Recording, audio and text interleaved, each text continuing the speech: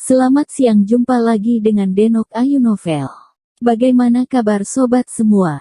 Sebelum kita mulai cerita ini, ayo kita subscribe, like, komen, share dan nyalakan loncengnya untuk mendapatkan notifikasi terbaru ketika Mimin mengupload video barunya. Menantu terbaik bab 147 dipaksa untuk mengubah hidup. Ketika dia mengatakan ini, semua orang tidak bisa menahan keributan. Mereka telah mendengar nama ini. Cai Yingli tidak hanya terkenal di SIPG, tetapi juga sangat terkenal di China Daratan. Dia telah mengajar di banyak universitas. Pria ini cukup pandai dalam Feng Shui. Dia adalah Ratu Feng Shui dari pedagang terkaya di SIPG. Dia pernah memiliki akta legendaris senilai 5 juta. Saya juga pernah mendengar nama Master Cai, dan saya akui bahwa dia sangat berkuasa, tetapi dalam hal ini, saya menyarankan Anda untuk mendengarkan nasihat saya. Jika Tuan Guo terus memakai liontin giok ini, pasti akan ada darah dan cahaya. Lin Yu berkata, tidak peduli seberapa terkenal orang ini, dia masih percaya pada pendapatnya sendiri. Tuan He, Anda mungkin memiliki pengetahuan tentang barang antik, tetapi Anda melewatkannya dalam hal ini. Ini permata. Guo Zhaozong merebut kembali liontin giok dari tangan Lin Yu dan dengan hati-hati memasukkannya kembali ke pakaiannya. Suaranya tidak terasa sedikit dingin, dan kasih sayangnya untuk Lin Yu langsung musnah. Memang, tidak ada yang akan senang diucapkan kata-kata yang membuat frustrasi seperti itu secara langsung. Sejujurnya, setelah suamiku memakai liontin giok ini, tidak hanya tidak terjadi apa-apa, tapi semoga berhasil lagi dan lagi. Chen Pei meletakkan tangannya di dadanya, ekspresinya cukup penuh kemenangan. Ya, jangan menyembunyikannya dari Anda. Saya memulai bisnis saya pada usia 30-an. Butuh 7 atau 8 tahun. Saya mengalami pasang surut tetapi tidak mencapai apa-apa. Tetapi sejak saya meminta liontin giok ini dengan Master Cai 16 tahun lalu, karir saya terus meningkat. Dengan bisnis keluarga hari ini. Guo Zhaozong mendengus dingin, dan berkata dengan agak arogan. Sebenarnya, ini milik privasinya, dan dia tidak pernah memberitahu siapapun tentang hal itu. Tetapi hari ini saya mendengar Lin Yu menanyai Guru Cai dan berkata bahwa dia mengalami bencana berdarah, dan dia tidak tahan lagi. Tuan Cai telah membantunya begitu banyak, dia tidak membiarkan orang lain memfitnahnya begitu banyak. Semua orang sedikit terkejut ketika mendengar kata-kata itu. Mereka menghitungnya dengan cermat, tetapi itu bukan masalah. Menurut data, Guo Zhaozong memang tidak dikenal sebelum usia 30-an. Dia baru mulai makmur setelah hampir 40. Sejak itu, dia lepas kendali. Menjadi salah satu dari beberapa pengusaha kaya terkemuka di SIPG. Tampaknya batu giok darah ini benar-benar batu giok yang berharga. Meskipun metode dukungan terdengar agak mengerikan, mereka tidak akan ragu melakukannya untuk mereka. Beberapa tetes darah dapat menukar ratusan miliar kekayaan bersih. Sungguh murah. Chen Pei memandang Lin Yu dengan jijik dengan kepala tinggi, dan berkata sinis, bagaimana, sekarang aku mengatakan yang sebenarnya, apa kamu malu? Ya, giok darah ini memiliki efek mengumpulkan kekayaan dan keberuntungan, tetapi harga yang Anda bayarkan adalah hidup Anda. Sekarang setelah kekayaan Anda mencapai puncak, hidup Anda akan segera habis. Lin Yu memandang Guo Zhaozong dengan ekspresi serius. Lancang.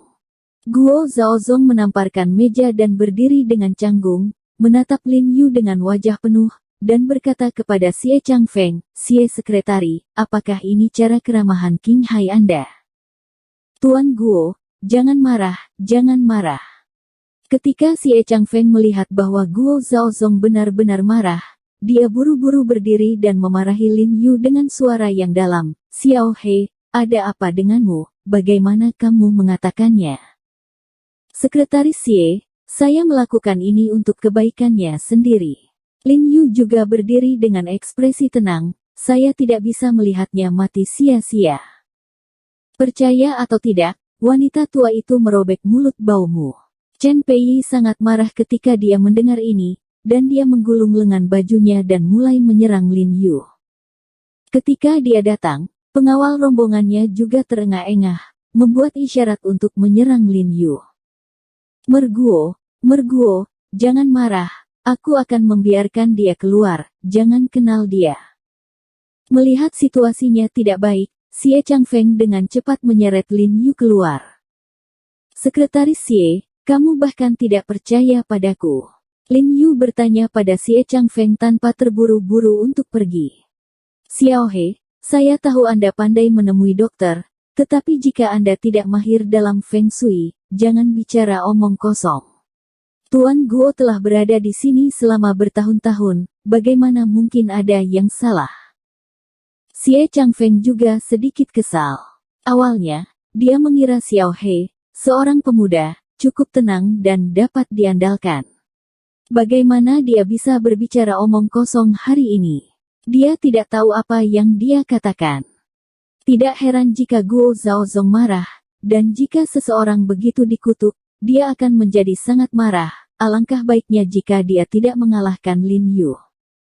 Xie Changfeng mencengkeram lengan Lin Yu dan menariknya keluar. Lin Yu takut melukai Xie Changfeng, dan tidak melawan. Dia berbalik dan meneriaki Guo Zhaozong, Tuan Guo, jika saya tidak salah, pukulanmu pasti jelek. Jika Anda tidak perlu khawatir tentang kekayaan Anda, dan Anda memaksakan nasib Anda melawan langit, Anda hanya akan kehilangan uang. Mendengar nasihat saya, langit akan berat beberapa hari ini, Anda sebaiknya tetap di hotel dan tidak pergi keluar. Sebelum dia selesai berbicara, dia diseret keluar dari hotel oleh Xie Changfeng. Xie Changfeng terus menariknya ke lift. Ekspresinya tenggelam dan dia berkata dengan dingin, Xiao He, apa yang kamu lakukan? Bukankah mungkin membuat masalah untukku? Lin Yu dan Xie Changfeng sudah saling kenal begitu lama, dan ini pertama kalinya aku melihatnya berbicara pada dirinya sendiri seperti ini. Aku tahu dia benar-benar marah kali ini. Sekretaris Xie, saya tidak membuat masalah.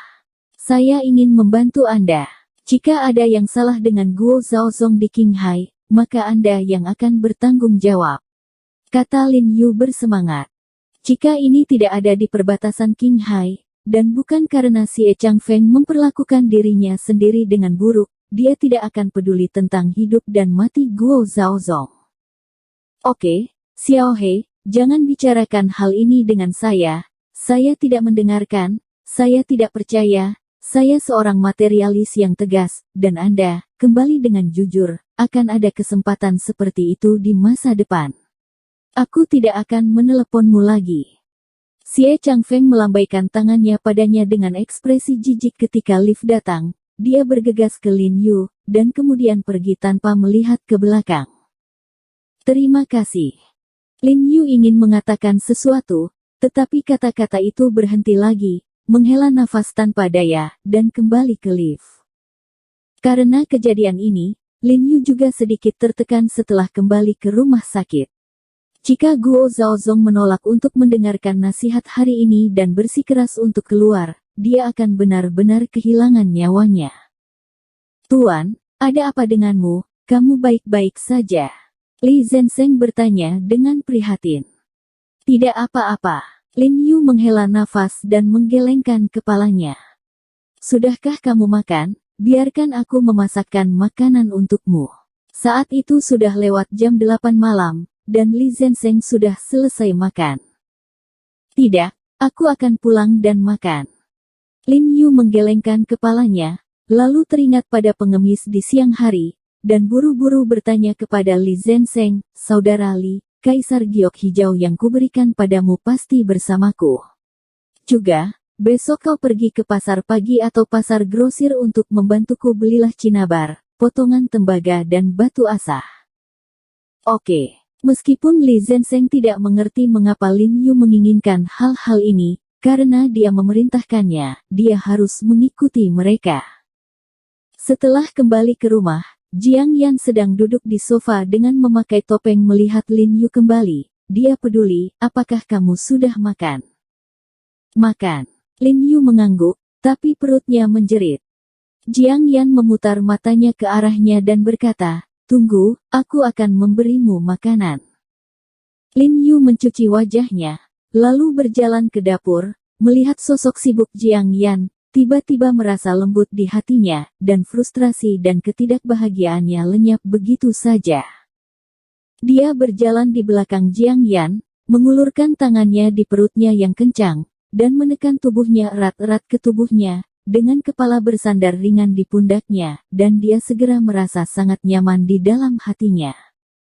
"Apa yang kamu lakukan di bawahku?" Jiang Yan mengerutkan kening dan berkata. Tubuh hangat Lin Yu menekannya dengan erat, menyebabkan jantungnya melompat dengan keras. "Saudari Yan, menurutmu mengapa menjadi manusia sangat sulit? Jelas sekali bahwa kamu adalah untuk kebaikan orang lain, tetapi orang lain tidak menghargainya, apalagi mempercayaimu." Lin Yu menghela nafas dengan melankolis. "Apa yang salah? Aku dianiaya lagi." Ketika Jiang Yan mendengar perkataan Lin Yu, dia merasa sedikit tertekan. Dia mengusap tangan Lin Yu dengan tangan yang lembut dan berkata, "Ini tidak normal. Dunia ini begitu besar dan hati orang-orangnya begitu rumit. Bagaimana mungkin kekuatan dunia memiliki kedua sisi, dan terkadang baik untuk melakukan apa yang dapat Anda lakukan tanpa hati nurani yang bersih. Ya, itu baik untuk memiliki hati nurani yang bersih." Hati Lin Yu tiba-tiba menjadi jelas. Bagaimanapun, dia memiliki kemampuan terbatas. Karena hal-hal yang tidak bisa dia kendalikan, biarkan dia pergi. Kemudian dia menoleh dan mencium leher putih dan lembut Jiang Yan. "Oh, gatal sampai mati, dasar bajingan." Jiang Yan hanya merasa mati rasa di sekujur tubuh, dan bulu kuduk merinding akan naik, mengangkat tangannya untuk melawan. Lin Yu berlari keluar dengan gembira. "Berapa umur kalian berdua? Kalian masih membuat masalah." Jiang Jingren di sofa melambai ke Lin Yu sambil tersenyum, "Ayo, menantu laki-laki saya, datang dan nonton TV bersama kami berdua." Lin Yu datang dan melihat ke TV, dan menemukan bahwa hati Gang Chang diblokir lagi, karena yang disiarkan oleh TV satelit Qinghai adalah berita bahwa Guo Zhaozong datang ke Qinghai. Tiba-tiba adegan Xie Changfeng bermain dengan Guo Zhaozong di lapangan golf siang tadi muncul di layar, yang juga difilmkan bersama Lin Yu. "Oh, menantu laki-laki saya, kenapa pria ini terlihat seperti Anda?" Jiang Jingren melihat mata Lin Yu membelalak di TV, berbalik dan memandang Lin Yu, dan berkata dengan emosi, "Benar-benar seperti." Lin Yu sedikit terdiam sekaligus, mata lelaki tua itu bahkan tidak mengenali menantunya. Namun, adalah hal yang baik bagi orang kaya ini untuk berinvestasi di Qinghai dan memberi manfaat bagi orang-orang Qinghai. Jiang Jingren mengangguk dengan puas saat menonton TV. Sayang sekali, dia tidak bisa keluar dari Qinghai hidup-hidup. Lin Yu berdiri dan menghela nafas, dan berlari untuk makan mie. Ketika saya pergi ke rumah sakit keesokan harinya, Sun Qianqian sudah tiba. Setelah melihat Lin Yu, dia menyapa Lin Yu dengan main-main, dan kemudian berbalik untuk mengemas lemari obat. "Tuan, saya telah membeli semua yang Anda minta untuk saya beli." Li Zhensheng berkata dengan handuk basah dan menyeka wajahnya. "Baik." Lin Yu buru-buru berjalan ke ruang dalam, memindahkan bangku kecil dan duduk, mengambil piring tembaga, dan menggilingnya dengan halus di atas batu beku. Setelah seharian bekerja, Lin Yu akhirnya mengasah pelat tembaga menjadi belati tajam. "Saudara Li, masuklah." Lin Yu menyeka keringat dari kepalanya. Setelah Li Zhensheng masuk, Lin Yu menyerahkan belati dan berkata, "Coba, mulus bukan?" "Tuan, apakah Anda menggiling benda ini sepanjang pagi?" Li Zhensheng melambaikan pisau tembaga di tangannya, sangat lembut, "Apa gunanya?" "Memang benar untuk menjadi lembut."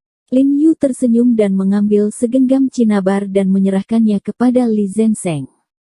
"Jika kamu bertemu dengan pengemis itu di masa depan, pertama gunakan cinabar untuk membesarkannya, dan kemudian gunakan pisau tembaga ini untuk memotongnya, sehingga dia akan berbalik ketika dia melihatmu." Lari saja. Pengemis itu. Untuk apa aku memotongnya? Li Zenseng bertanya-tanya. Kamu telah terganggu dan terluka dalam beberapa hari terakhir. Hantulah yang memohon kepada Huazi. Dia mahir dalam seni yang mendalam, kata Lin Yu sambil mencuci tangannya. Pisau cinabar dan pisau tembaga biasa mungkin tidak dapat membantu pengemis ini, tetapi ini adalah pisau tembaga dan cinabar yang telah ditambahkan Lin Yu ke dalam kutukan yang menghancurkan jiwa, dan sangat mungkin bagi pengemis itu untuk meminum kendi. Ngomong-ngomong, Saudara Li, seberapa banyak yang kamu ketahui tentang Mi? Lin Yu menoleh dan bertanya. Departemen Intelijen Militer. Li Zenseng tidak bisa menahan gemetar ketika dia mendengar 3 kata ini, dan menatap Lin Yu dengan heran. Dia tidak berharap Lin Yu tahu Departemen Intelijen Militer. Lin Yu tidak punya waktu untuk memberitahunya apa yang terjadi kemarin, jadi dia tetap dalam kegelapan. Tuan, kabar baik. Sebelum Li Zenseng dapat berbicara, sesosok bergegas dari luar pintu, ternyata adalah Qin Lang. Saudara Qin, kenapa kamu di sini? Lin Yu berkata dengan heran. Halo, pemimpin pasukan. Qin Lang buru-buru memberi hormat militer kepada Li Zenseng, dan kemudian berkata, Tuan He, kabar baik. Meskipun direktur panti asuhan yang Anda minta untuk saya temukan sudah tidak ada lagi, saya menemukan petugas arsip saat itu. Bersambung. Terima kasih kepada kalian yang telah menonton video ini. Jangan lupa tekan tombol subscribe-nya dan nyalakan notifikasinya untuk mendapatkan video-video seru lainnya dari Denok Ayu Novel.